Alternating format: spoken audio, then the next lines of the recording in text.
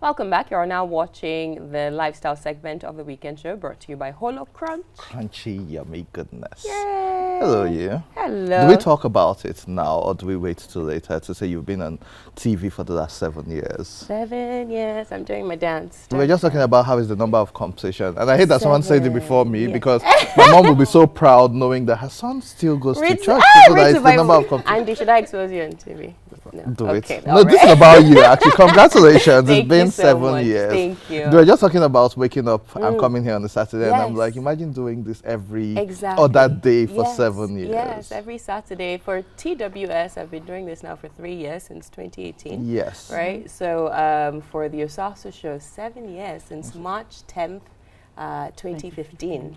So March 10th next week is going to make it complete That's 7 years. consistency. And you're doing great. You've been doing you. great. Thank Congratulations. You so much. Thank you so much. We have appreciate cake. We have cake, which is the most important.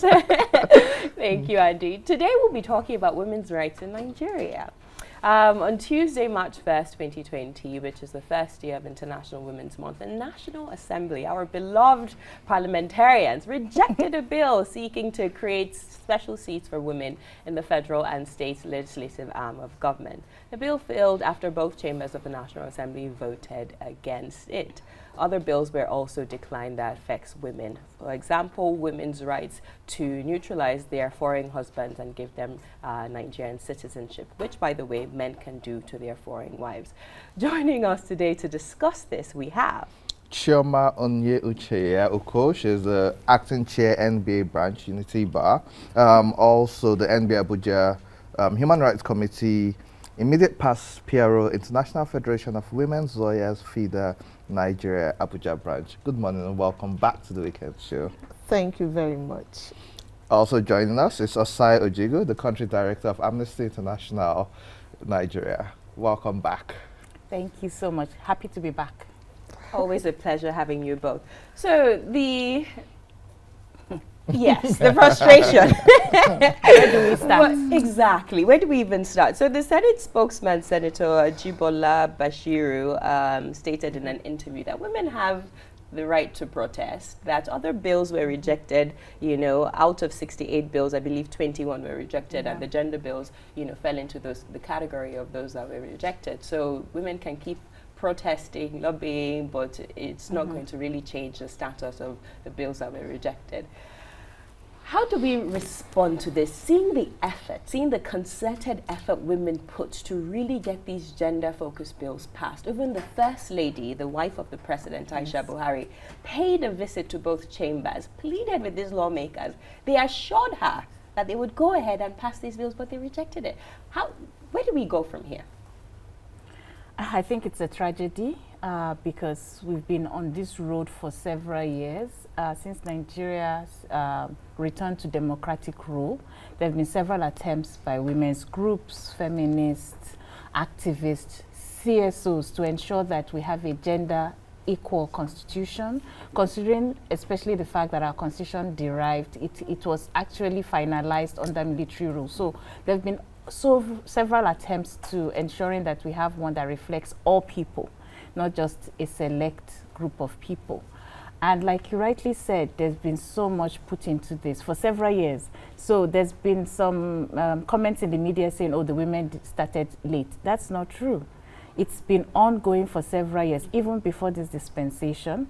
And the efforts that women's groups put in place several months before this particular voting is to be commended. They even met with the various leadership of the houses separately. Yes. They have been organized protests even before now. And those assurances, even by the efforts of the First Ladies, both the President's wife and the Vice President's wife, to ensure that, look, this is the time for women. You have to support women on these issues.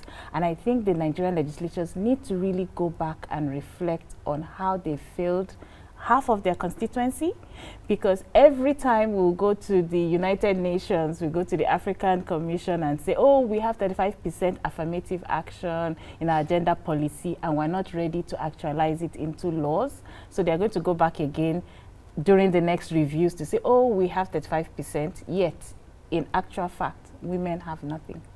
And I think that's really shocking, and that's a tragedy.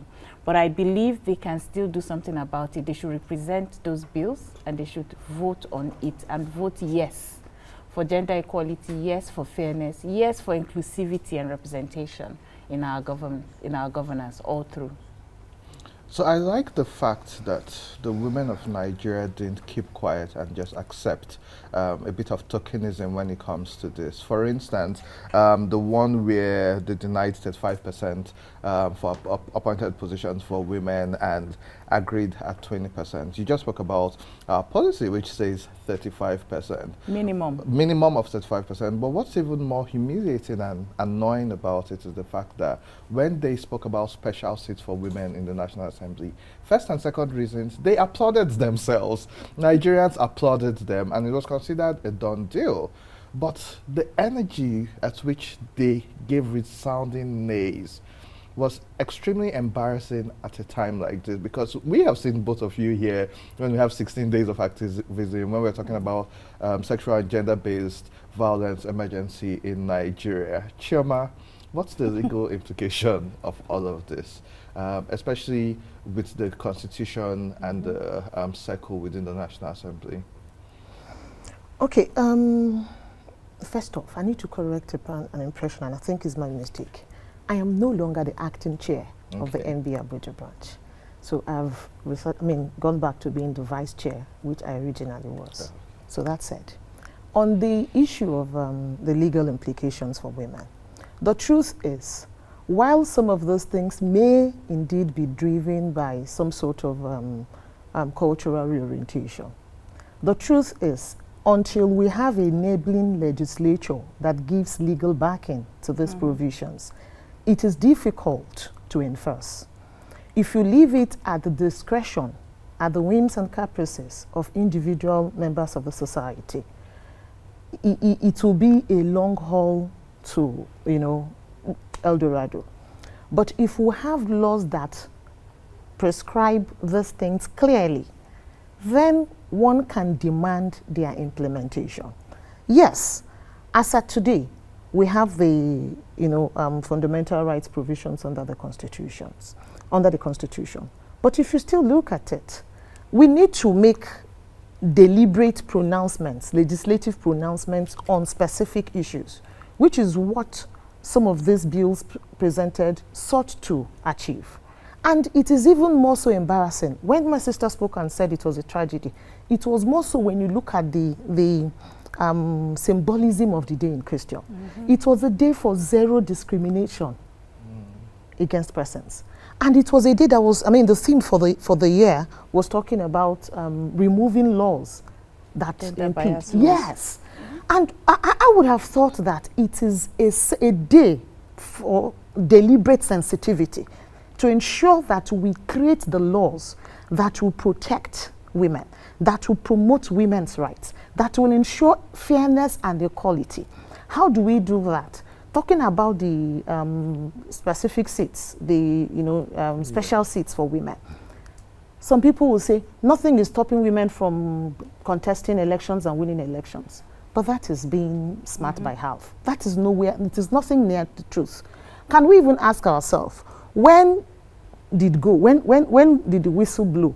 When did women start being eligible, being legally allowed to vote and be voted for? When did that start happening? Did it happen at the same time the men started? No.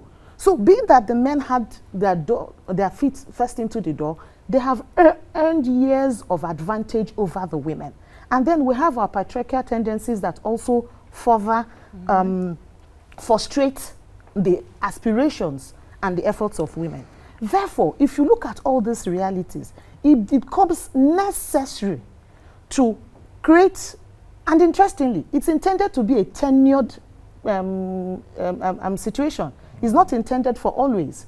It's something that was going to just go for four cycle, for about 16 years, 4 election cycles, to allow the women come in, then gain some experience, capacity, exposure, and all the necessary elements that will now put them at par with their male colleagues for subsequent electioneering. So legally speaking, this poses a serious setback for the aspirations of the Nigerian woman, not just on the special seats proposed, but on the rest of the other issues. Look at the issue on indigenization of women. Look at the issue on citizenship. One may want to trivialize these things, but no, they are very serious issues. You know, that brings me to my second question, Choma, because I think that's what baffles me the most. The fact that the men have the right to give a foreign woman, when they go to America, you know, I was having this conversation with my mom, and she was like, you have to talk about this. They go to America, marry American women, And become American citizens. citizens. They marry foreign women in Nigeria, give them Nigerian citizenship. So when women marry foreign men, why can't, like, I want to understand, like, I'm really trying to understand, like, where is this coming from? Is there just a deep hatred, you know, for the opposite sex? Because I want to understand the logic behind denying such a bill. That's number one. Then number two, the one about after 5 years of a woman being married to, you know, a man from another state, you know, becoming an indigent of that state. Why are these bills rejected? I understand if the political strength of a woman is somehow threatening to their male counterparts, but this has nothing to do with politics, right? Everything has to do with politics. The truth is that the strong, the person who power resides with, would usually not concede it without a fight. That's the truth. It suits the men that things, status quo be maintained. It suits them because it establishes their superiority over the woman. It deepens their feelings of the woman has to be under the man. So if the woman begins to enjoy as much rights as the man enjoys, their clutch to power, to authority begins to, you know, that's what their head tells them. But they do not realize that when they equip the woman, they make things easier for them because that woman is more able to complement them and make the load lighter on every sphere, whether within the home or within the society at large. So, in effect, when they say the woman cannot bequeath her citizenship to her foreign husband, they are saying that we're a patrilineal society. We are the men. We are the ones who can give this. The women cannot. When they say the woman cannot become an indigene of her husband's state after some years of marriage, that woman continues to be perceived as a second-class citizen in that place of marriage. And then you ask yourself, how fair can that be? Is that not preposterous? This woman would have possibly gotten married anytime from between 21 and above, by which time she may not have come into herself in her birthplace. And then her productive years, her years of enlightenment, of productivity, are spent in this other place where should be home for her. But because she was not born an indigene of that place, she cannot maximize her, potentials there. Her opportunities are limited. And then you would expect any right-thinking person to know that that is an anomaly, that is actually injustice, if we want to speak plainly. And then you'd expect that person to know that the proper thing would be to ensure that everybody has a level playing field. But I don't know. You know, This is a tragedy, I agree with you. Unfortunately, this is a trend which has continued. We saw how the Gender and Equal Opportunities Bill was kicked out. As little as changing adding her and she to the Nigerian Constitution was rejected. So women still technically don't exist in our Constitution because our legislators have said, no, we can't put her and she. But like Choma said, everything is tied to politics. Because for some of these people, it can be assumed that if they allow women bring their foreign husband here and become citizens, it means those people can run for the same seats as they can. If they let these women become indigene, they would assume that it means these women will now marry, come to your place and now run against you. However, I've seen the protests, I've seen a couple of matches about this. Osai, how can, is there any chance that this can be fixed? And what can we do to fix this as it is right now? What can we do to change this? Because this basically speaks to excluding women from pretty much every sector strategically. Well, the long route would be to go to the courts and make sure all these gender bias laws are ineffective. We can plead Section 42 of the Constitution, which talks about discrimination, but that's the long route. So it means that in effect, any of these rules would become ineffective as regards women's participation or inclusion in those areas. And why I say it's a long route is because by the time a woman is challenging a decision for her not to run based on indigenship in her husband's place, the court circle, it's over, elections are over, people are already enjoying benefits of office. The fastest route is to have empowering laws, which is what we are clamoring for. And having it in the Constitution means that all other laws would have to abide. So the Constitution will make it easier for us. If the Constitution says women and men are equal, as it should be, and that they have equal benefits and equal access to these opportunities, then any other law that currently exists in our books would have to comply immediately. And so that makes it easier. Another route would be to pass like the Gender Equality Bill and other laws in order to ensure that women can be fully realize their rights under Nigerian law. We are really calling on the Nigerian legislatures. You are supposed to be the voice of the people. Your constituency comprises of men and women. The women have spoken. I believe strongly that if they are willing, they would be able to open up the opportunity for these bills to be presented again. Nothing is cast in stone. Yeah. We saw how the electoral bill, the process it went, the several attempts, and eventually now the president has signed it. So it's possible for them to, if they come into the chambers on Monday to say, okay, we've heard from the women, please present the bills. You can even tweak one or two things that they want to see. And the reality is that women are talking from experience. The indigenship issue, for example, we have several cases of women judges, women commissioners, who, when they were to aspire to higher offices in their ministries or in the judiciary, were told, oh, suddenly you're not from this area. We have one of, at least I know of one of our diplomats who is a diplomat from her husband's side, and it cost a lot of tension. I think the ambassador to Greece, it cost a lot of, because people were like saying, who is she? She's not from this area. But she's lived, she's produced children that are from that area. What is really the problem? The problem is about getting the best person for the role. And when we exclude women from these processes, we're actually shooting ourselves in the foot. And Nigeria needs to move ahead from this very egoistic, I'll put egoistic in addition to the patrilineal and patriarchal tendencies that we have, to show that power shared is power that benefits all of us. And that should be the language that the National Assembly should preach. And we want them to listen to women by acting, not just by listening to us when we complain, and then when the bills now come into, it becomes something else. We want action. And right now, they are already showing to their constituency where they stand. And that means you must stand for justice, you must stand for fairness, you must stand for equality. And that really should be what we should be pushing for with the National Assembly. If you stand for equality, you put it back on the table, and then you vote accordingly, because it's the right thing to do.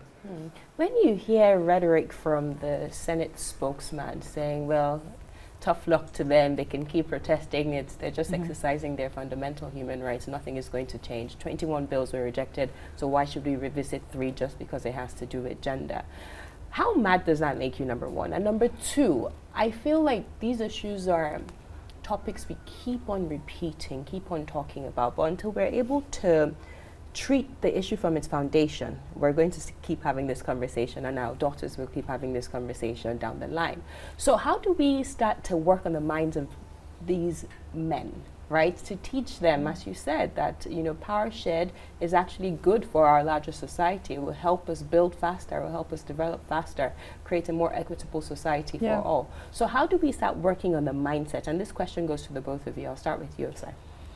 Well, in the first place, it's quite unfortunate that they push everyone to express themselves in a very angry manner whenever they fail to perform their duties. It's a failure of your responsibility.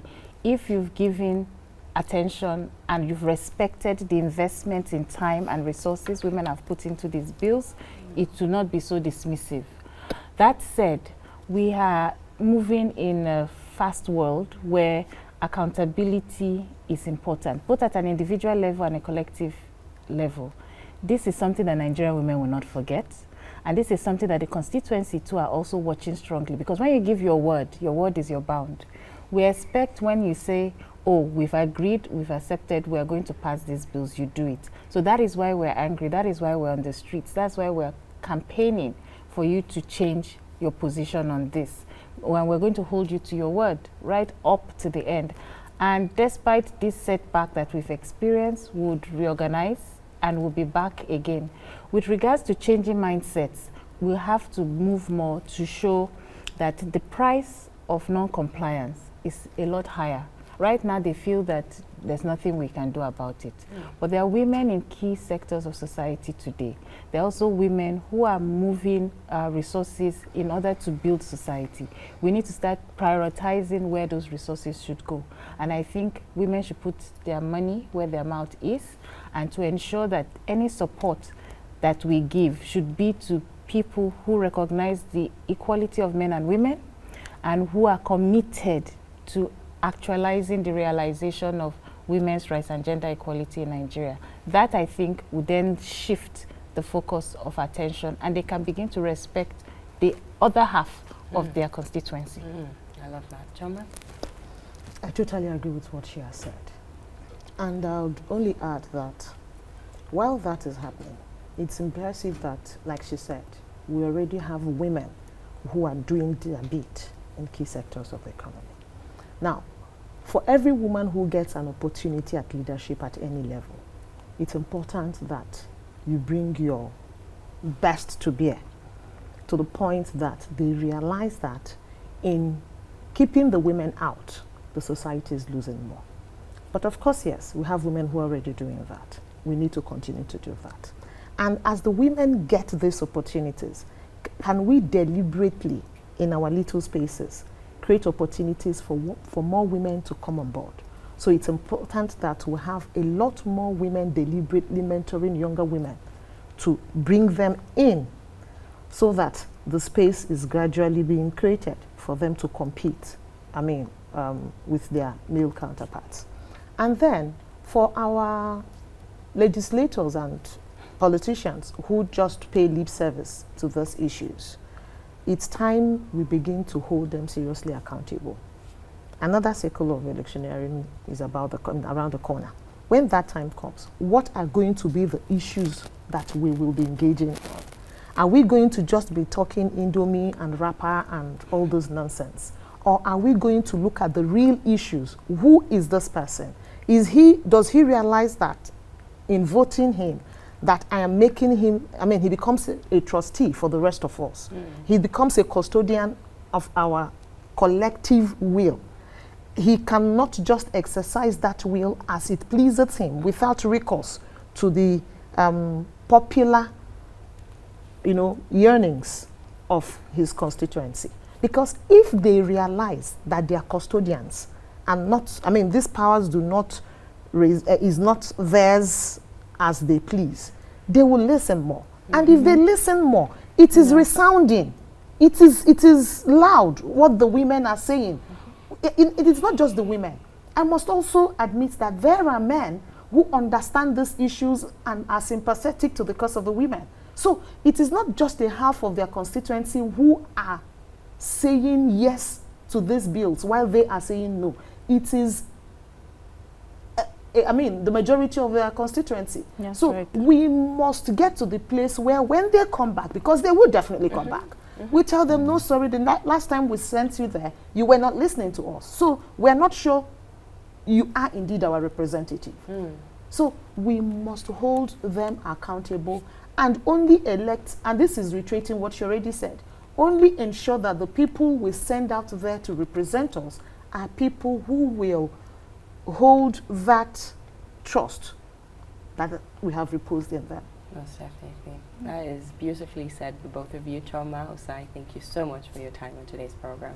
And happy International Women's Day to Happy all of International you. Women's Keep Day breaking coming the up. barriers I and fighting hope for gender we'll get to have equality. more to celebrate because Yes. you know this just dampened the mood. But let's hope they realize that there is need to reignite conversation on those bills. That's It's important. Yeah.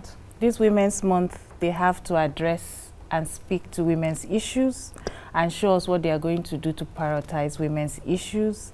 And that is what we should be pushing for. Absolutely. Thank you both so much. All right, that's all we have on the lifestyle segment. We'll take a short break. When we return, more on the weekend show. Don't go anywhere.